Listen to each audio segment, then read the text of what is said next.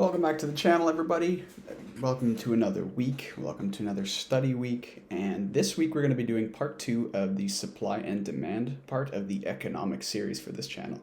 So enjoy, and I will see you next week.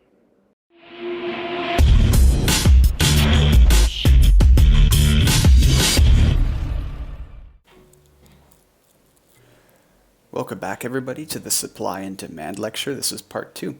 So we're going to take a look first at the demand curve here. So the demand curve slopes downward for our purposes and is linear, which makes it easier to work with both mathematically and visually. So as an example, I can illustrate why this is the case, and we can consider our weekly or bi-weekly trip to the grocery store. So imagine that you typically buy 2 bars of chocolate for $1 per bar. So you're spending $2 total at the grocery store.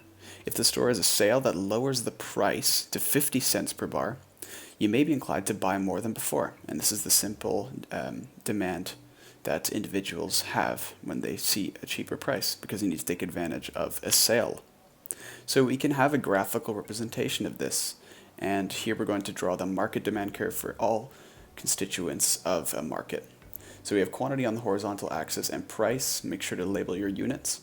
And we have the $1.50 labeled here. And we can see that quantity doubles here when the price is halved. And this is on the demand curve. Alright, so now we'll take a look at the supply side. So we have a similar situation, and that can exist for sellers in the same way we had our chocolate example for buyers. So if prices rise due to a higher demand for a good or service, the seller will produce more, and this is at a higher price point, and vice versa as well. So in our example, we'd have a lower quantity produced because we have a lower price. And we can show this graphically again. So I'm going to draw the market supply curve for all sellers in the economy. And again, we have quantity and price on the axes, and don't forget to label your units. And we have the $half and dollar increments for the prices we discussed before. So here we can see I drew it from going from $half to $1, but you can also do it the other way around. We can see that quantity is inversely related to the price from the demand side. So it's important to note here that the slopes of both curves are not set in stone. The slope is determined by the sensitivity of buyers and sellers to changes in prices.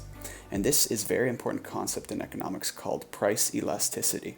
There's different types of elasticities, and I'll leave this for future videos. The supply and demand can be drawn together in the same space and be modeled by simple linear equations, like from high school, when we had y equals mx plus b for straight lines. So we can do a quick example here to demonstrate this. So for the demand equation, we can have p as a function of quantity equals 10 minus 0.5 q. And this means that for each additional unit of consumption, or quantity, q, price needs to fall by 50 cents. And this is where elasticity comes in, because it's the sensitivity to price that matters. And we can do the same thing for the supply equation, where we have 2 plus 0.5 q. Now notice that this is a positive slope as the curve is drawn upward. So for each additional unit sold, q, the price needs to rise by 50 cents now. So we can do this graphically as well. So again, we have the quantity and price on the axis as before. And it's very important not to forget to label your axes. Some profs are very sensitive to this, and you could lose some points on an exam or assignment. So make sure you're always labeling everything. So here we're drawing the supply and demand, the market supply and demand to be specific. And we can have those intercepts, $2 and $10. And again, we label our curves, and we don't know the equilibrium quantity and price. So this is what we want to find. So in order to find the equilibrium point, we need to find the point of intersection where supply and demand are equal. And as it sounds, we're going to set the supply and demand equations equal in order to find these values.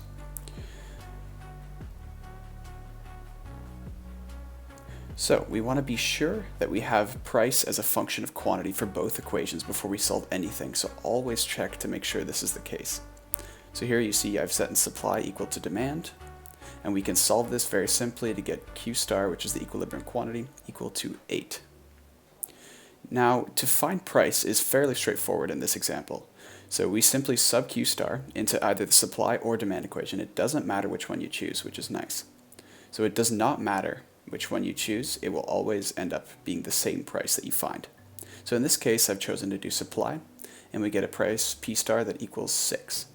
So again, I'll emphasize this. It's very important when you get an equation with quantity as a function of price, when you have QP equal 10 minus 0.5p, for example, we just simply solve for p on one side of the equation and proceed as we did above. So we just keep going as normal. So happy studying. I'll see you next time.